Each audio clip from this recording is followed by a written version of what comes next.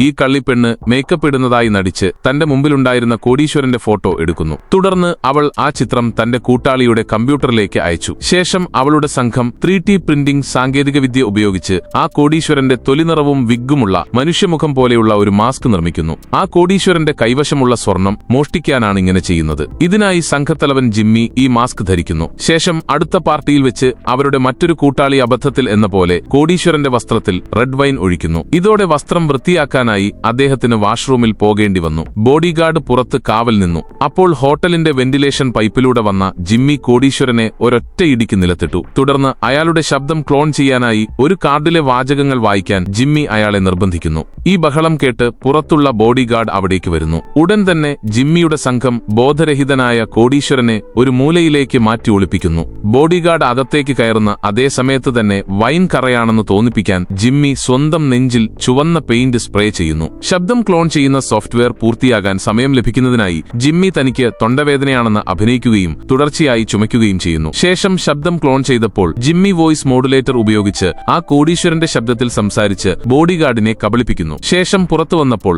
ഒരു പ്രമുഖ വ്യക്തിയായി അഭിനയിച്ചെത്തിയ അവരുടെ സുന്ദരി പെൺകുട്ടി വ്യാജ കോടീശ്വരനെ ഒരു സ്വകാര്യ ഡേറ്റിന് ക്ഷണിക്കുന്നു. ഇതോടെ ബോഡിഗാർഡിനെ ഒഴിവാക്കാൻ അവർക്ക് സാധിക്കുന്നു. ഒടുവിൽ ജിമ്മിയും സംഘവും സ്വർണവുമായി ഒരു സ്പോർട്സ് കാറിൽ അവിടെ നിന്ന് രക്ഷപ്പെടുന്നു. സബ്സ്ക്രൈബ് ചെയ്താൽ നാളെ കാണാം.